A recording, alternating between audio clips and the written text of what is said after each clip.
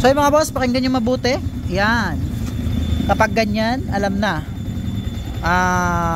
Water seal, ano? So yun yung pinakang repair kit nya doon sa tinatawag natin na water seal at saka yung impeller, saka impeller bearing. So pag magpapalit kayo, tatlo lagi, ano? So water seal, impeller at saka yung impeller bearing. So pakinggan natin mga boss, paantarin natin ulit. So sipol na siya, ayan. Ayan, oh. Yun na yun mga boss. Pag narinig nyo yan, alam nyo na kailangan nyo papalitan yon. Ayan, ganda ng tunog, oh. Ayan, oh. Yan na. So pag ganon, alam nyo na papapalitan nyo, ha.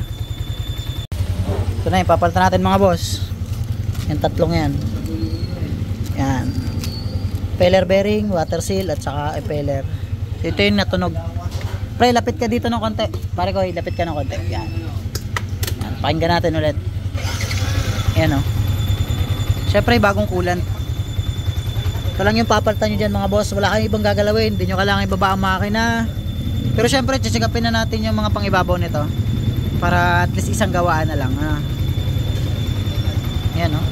Ganda ang tunog. Alam mo yung ano, yung nasa gubat ka tapos merong nagpapump ng tubig. Yan, tunog kuliglig daw, sabi ng may-ari. Yan, ah. Buti na lang malakas makaramdam yung may-ari. Kung hindi, ayun, maglalahok yan. Ito mangyayari dyan mga boss, oh. Choco gatas. Yan, oh, choco gatas. Oh, magkakaganyan yan. Yan, oh. Choco gatas. Kita nyo yan mga boss, coolant yan. Yan. Malapit na to, oh. Tunog na yan, oh. Yan, palamigin na natin. Papalitan na natin ito. So yun lang mga boss. Thank you.